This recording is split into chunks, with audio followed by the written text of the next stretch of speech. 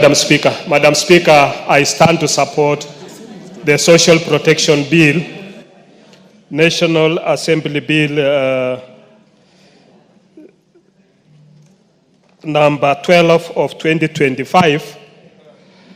Honorable Speaker, this is a very crucial bill, and as you are aware, social protection deals with the most vulnerable members of the society, where it has several pillars. Among them is where they are able to give money to the elderly. I know Majority Whip was referring to my neighbor, Honorable Ferdinand Wanyonye, being elderly, but he's not elderly. Honorable Ferdinand is a young man. And when I was growing up, I saw him fighting with Norway, Kesa Makalanganga, very hard, and he's still very energetic and going very strong. So he's not elderly.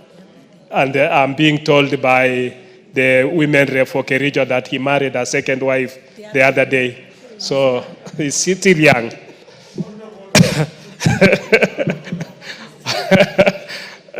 Thank you, Madam Speaker. So we've been seeing that in this bill, Honorable Speaker, the social, the SAF fund, the Social Accounts Fund, through the amendment to the Public Finance Management Act, will be able to be created. And this will also have a board, because currently as it is constituted under the Ministry of Social Protection, we only get communication as members of Parliament that money is being credited into the accounts of those who are elderly. But you find that among those who are elderly, there is somebody who is 70 who is getting the money, and there is somebody who is 75 and is not getting the money. And these people have no way of appeal. This bill creates an appeals mechanism for people to be able to appeal to the board. It also creates a board that will be able to be dispersing those funds, and the board can also be able to have extensions and have a mechanism, because the bill is also concerning counties, and it talks of the coordination between the national government and the county government, so that this brings a whole mechanism.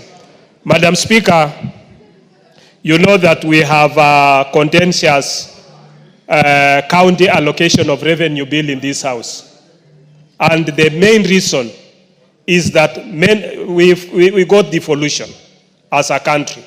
But unfortunately, we devolve corruption to the counties. Most of the money that is going to the counties is not ending up in the ward level. It is yesterday I saw the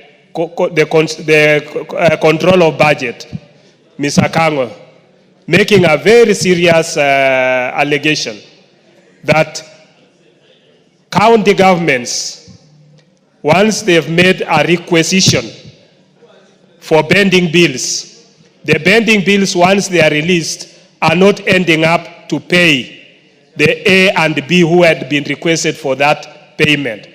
But the county governments are going and reallocating again that money, because the control of budget is not able to look at whether they have been able to, whether they are able to do what they had requisitioned for. And I think this is a very clearing corruption case. And I don't know why the ESCC, whom they are waiting for, because these are very clearing corruption. And I think action needs to be taken. Honorable Speaker, even the fight about the road maintenance levy is not about doing roads for the people. We've seen what Kura has done. We've seen what Kera has done. In the constituency, once Kera has done the road, you will find that counties want to come and even put a board into that road, saying it has been done by the county government. And the money that was supposed to do that road disappears. So the fight is not about doing the roads. It's not about assisting the wananchi. It's not about devolving of the funds. It is about money being siphoned out of the proposed or alleged programs that they are supposed to do. Honorable Speaker, I think as a House we need to pass this bill so that we can have a clear mechanism on how those who are most vulnerable within the society, the elderly, the orphans, those who are within poverty-stricken areas. And it's very sad, Madam Speaker, that yesterday in Nairobi alone, we lost about 6 people in the slums of Mathare and other places as a result of rains. These are risks.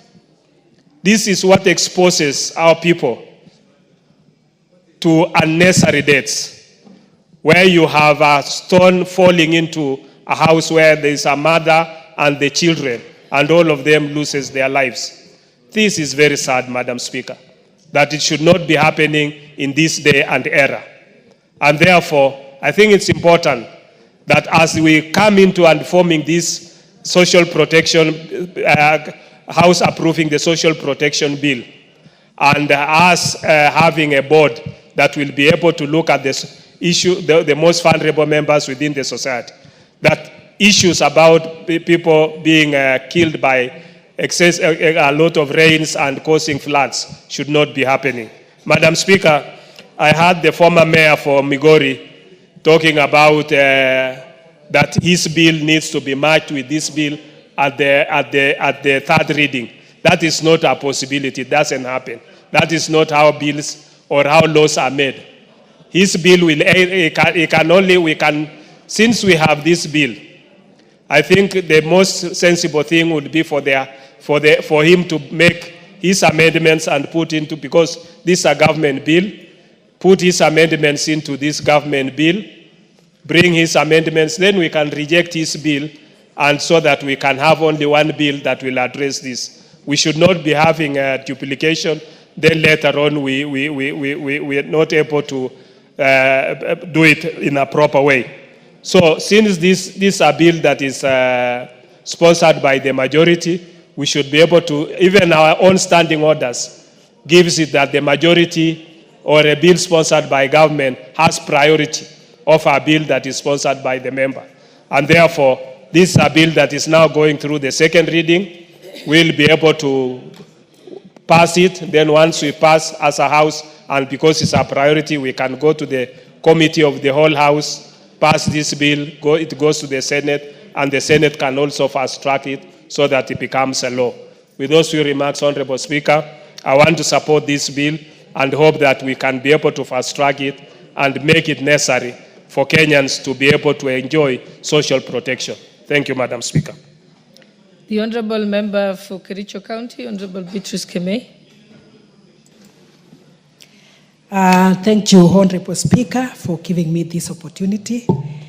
And on the onset, I want to